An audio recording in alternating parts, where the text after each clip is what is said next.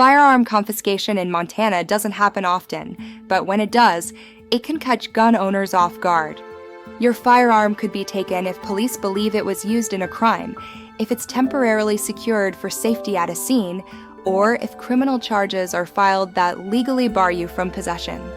In today's video on The Right Slant, we're breaking down exactly how gun confiscation works in Montana and, most importantly, what steps you must take to get your firearm back legally. We'll cover the laws, the timelines, and the process that Montana agencies must follow. Let's get into it. In Montana, there are only a few legally recognized reasons why a law enforcement officer can confiscate a firearm.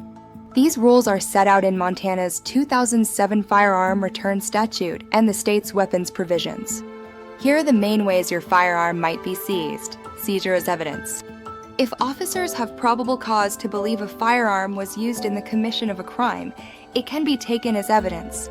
Temporary safety seizure. If police respond to a scene and believe a firearm presents a danger, they can temporarily secure it, even if no arrest is made. Firearm possession disqualification. If you are charged with or convicted of a crime that legally restricts firearm possession, including certain felonies, your gun can be taken and held until the legal process determines your eligibility. Court order. A judge can authorize retention of a firearm beyond the standard time limits if there is a valid legal reason. Montana is also one of the strongest states when it comes to prohibiting unauthorized firearm confiscation. Local governments are banned from passing their own confiscation actions or policies. Now let's talk about what most gun owners want to know. How do you get your firearm back once it's been taken? Montana law provides some of the fastest return requirements in the country, and law enforcement is legally obligated to follow them unless a court order says otherwise. Here are the timelines based on the type of seizure. 1. If no arrest was made. If your firearm was temporarily secured at a scene and no arrest occurred, Montana law requires it to be returned within 72 hours, unless a court order authorizes longer retention. 2. If the firearm was seized as evidence but no charges were filed. If your gun was taken as evidence but officers never filed charges, the firearm must be returned within 2 weeks of seizure. 3. If charges were filed but later dismissed or you were found not guilty.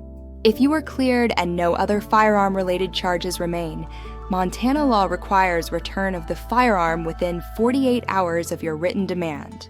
4. If law enforcement fails to return the gun on time. Montana gives you a powerful tool here. You can submit a written demand to the agency. They must comply within 24 hours. If they still refuse, you can petition the district court for a writ of mandamus, which legally forces them to return your property if you are eligible to possess it. Important note: if you are legally prohibited from possessing firearms under state or federal law, such as certain felony convictions, Montana law says the firearm cannot be returned to you. Here's a simple step-by-step plan to follow in Montana if you're trying to get your firearm back. Determine why it was taken. Was it evidence? Safety? Links to charges? Find out whether charges were filed. This determines what timeline applies. Verify your eligibility to possess firearms under state and federal law. Submit a written demand for return if the statutory deadline has passed. Document everything: dates, officers' names, and your communication. If the agency does not return your gun within 24 hours of your written demand, you can petition the district court for a writ of mandamus. This is one of the strongest legal remedies available to gun owners, and Montana law clearly supports your right to retrieve property that was seized without legal basis. If you're finding this guide helpful, make sure you like, subscribe, and hit that notification bell so you never miss a new breakdown from The Right Slant. Before we wrap up, here are a few important things Montana gun owners should understand. Even though Montana law has fast return deadlines, actual police property rooms may have administrative delays. Documentation speeds things up.